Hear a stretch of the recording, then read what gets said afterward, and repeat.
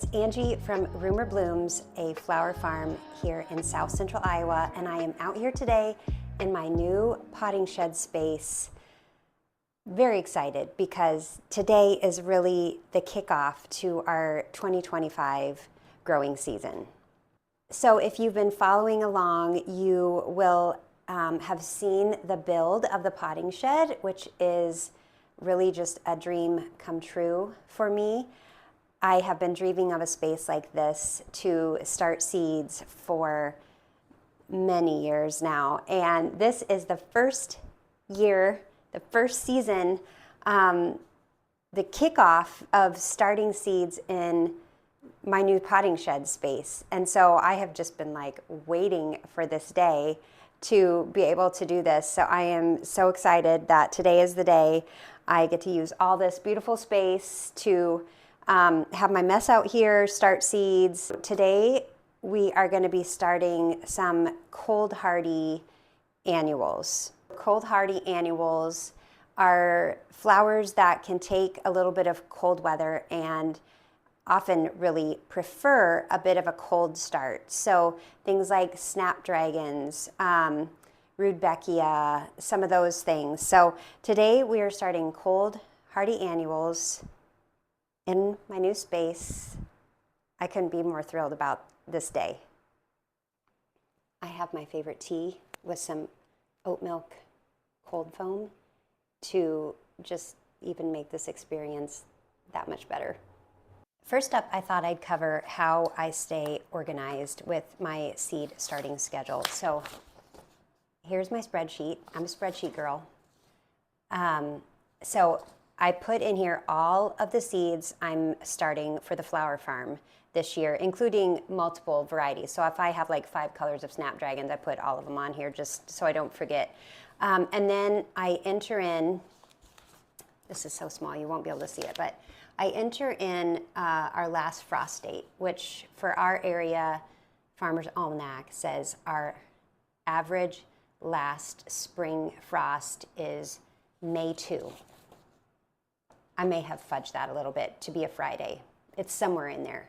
And the seed packets will all say when you should start them. So I use a formula to subtract number of weeks from the last spring frost date, and that gets me to when I need to start all the seeds I have for this year. So today on the list is, hold please. Okay, today on the list is feverfew. I have a bed of feverfew, but I'm never quite sure if it's going to come back because it can be sort of a finicky perennial. So we are starting feverfew. We are starting foxglove. That's for my own personal flower bed. We are starting 2 kinds of rudbeckia. We are starting 5 varieties of snapdragons. We are starting sweet William, and I'm also starting my hot peppers for my vegetable garden. So that is what is on the list today. I love my spreadsheet. I absolutely love spreadsheets, and I love this particular spreadsheet that I have used for a few years now, and I just keep modifying it each year when I add new things. Anyway, this helps keep me on track.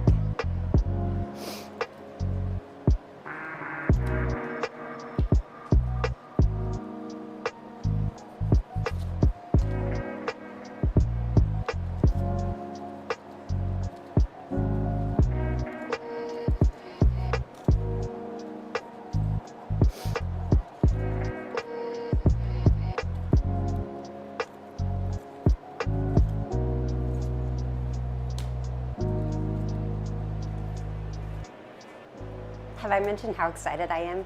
I mean, look at the weather outside. It's snowy and the wind is blowing, and we could get bursts of snow 1 inch an hour later, and I'm out here and it's 75 degrees and it's like spring in here. I couldn't be more excited. Okay, the first seeds I'm starting today are feverfew. And so I have my little plant marker here. I'm going to write feverfew.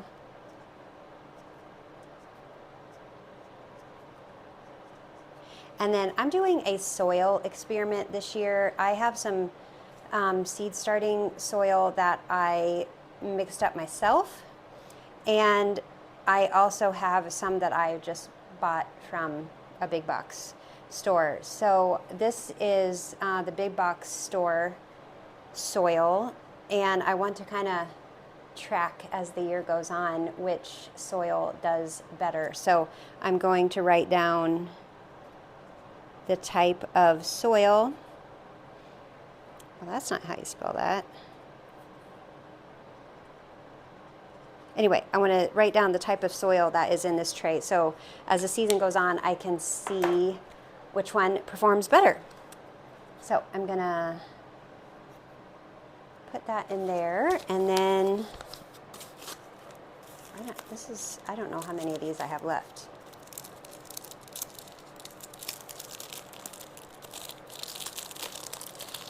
There are 72 cells in this tray. Ooh. I don't think I'm gonna have enough of this kind. So we will start with this, and then I have a second variety that isn't my favorite, but I will sow that. The chances of those feverfew coming back are hopefully pretty high, so I may not even need this. I use a chopstick, no, kebab stick. Okay, think about that for a second. I use a kebab stick. I don't know why. It's handy. Like if I get 2 seeds in one cell and I want to move one over, you can just kind of get the seed on the end of the chopstick, not chopstick, kebab stick, and just move it over to the next one. So I always have a kebab stick when I get ready to start seeds. So I'm just putting one in every cell. Oh, see? I got 2 in that one. Uh-oh, that one. Uh-oh, well, they hid. There's 2 in that one for good now.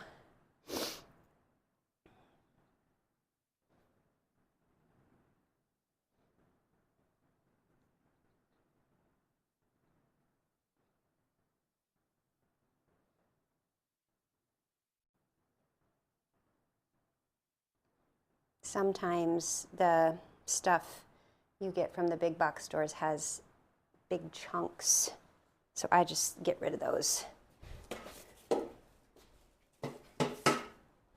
You don't want big chunks when you're starting seeds because it could limit their ability to, oh, now where am I?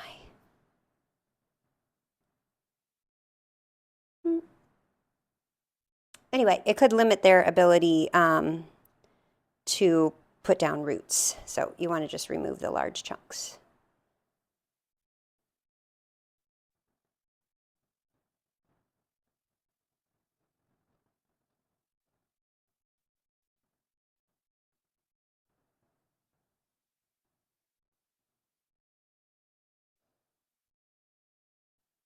This variety of feverfew is white with yellow centers, and it blooms in spring, and it is such a great filler. And last year, the bed I have, it was its 2nd year, and so they got really nice and tall, and it worked so good for bouquet filler.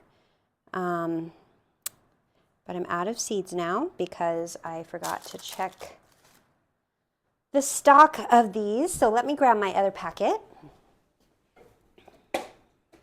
Okay, so I better move this over, so that is that. And then mark that that is a variety called single.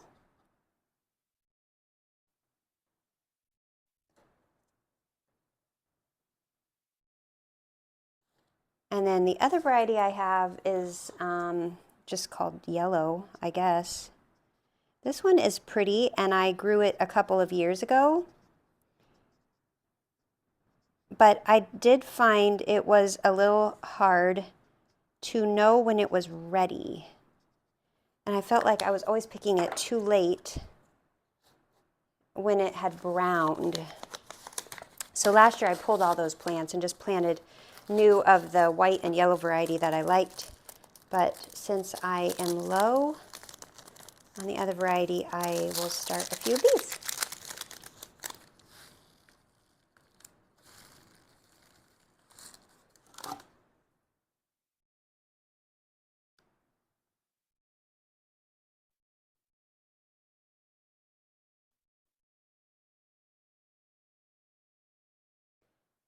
Starting seeds for me is very relaxing because all you're kind of worried about is just like getting a seed in each little cell, and I find it to be very relaxing.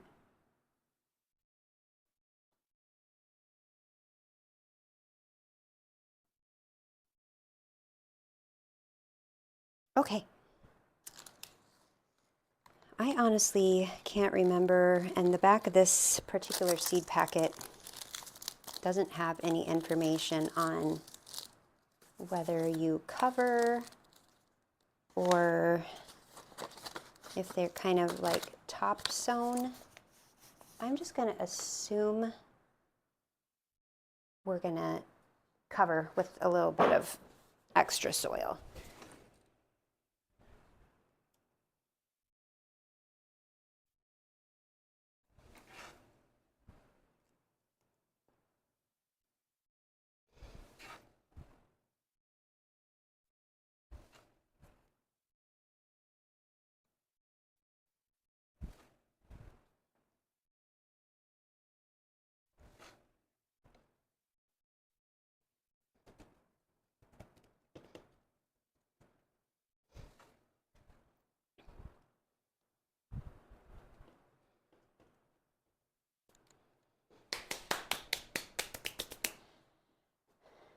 And then I'm going to just sprinkle the top with some vermiculite. It helps to preserve the moisture on the top here while they're germinating. So I'm just, and this is a really, really fine vermiculite, so I'm just gonna sprinkle that over the top. Package says excellent moisture retention.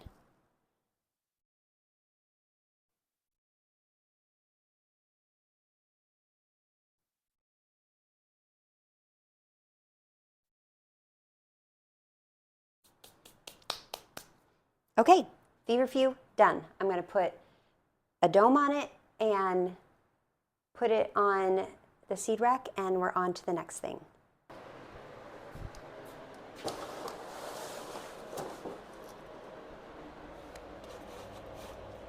Okay, next up is rudbeckia, and I have two kinds of rudbeckia.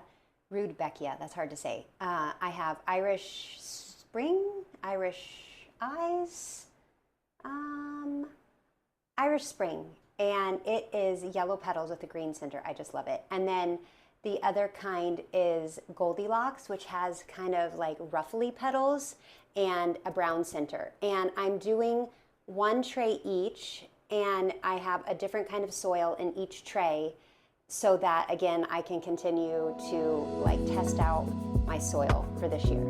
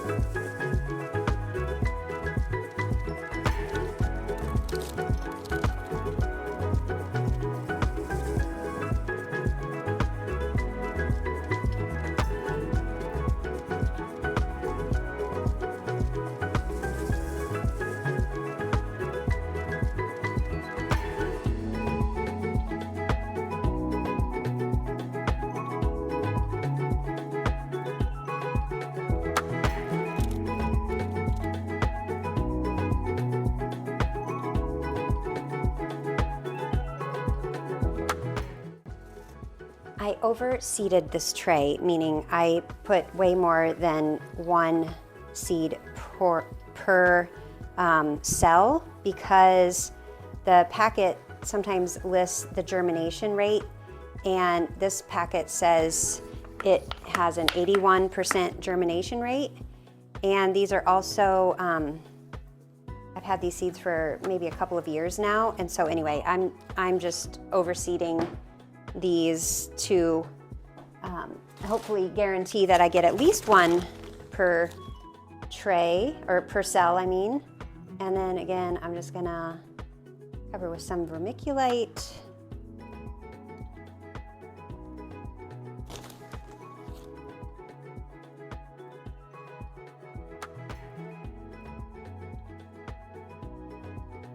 And it's ready to go in the seed rack.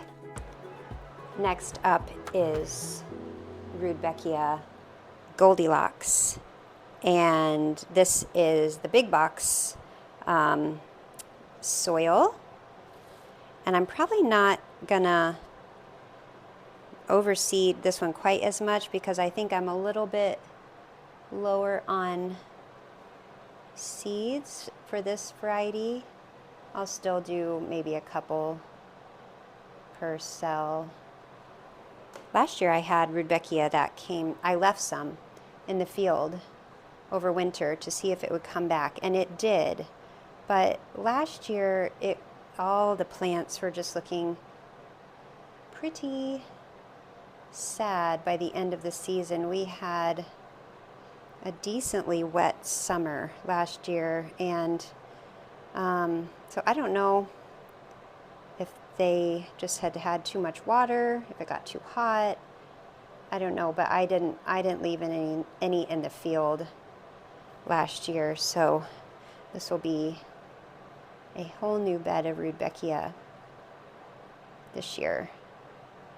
I wasn't quite sure about this variety when it first started blooming last year. I wasn't sure about that brown center. It's pretty.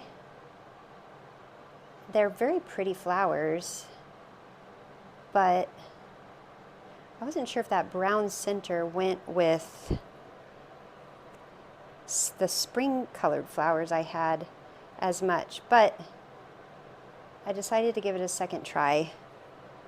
The other variety I had last year, I've grown the Irish, there's a couple of different varieties, Irish Spring, Irish Eyes. Anyway, they all have a green center, which I just love. And then the other variety I tried last year was Sahara, and it was pretty. It didn't grow as tall, so it was a little tricky to put in bouquets. I felt like maybe its colors lent itself to fall bouquets a little bit more than spring bouquets. I know there are people who love Sahara. It didn't have my heart. I was unsure about it, so I decided not to grow Sahara last year. This particular seed packet says this has a germination rate of 94%, so we'll see. And then I always just give the top a little spritz. The soil that is in the tray is already, I've already dampened it before I put it in there. Then I like to give the top a little mist before I put on the vermiculite.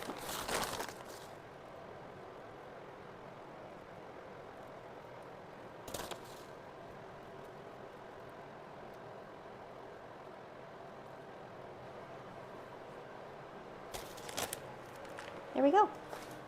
Another tray done.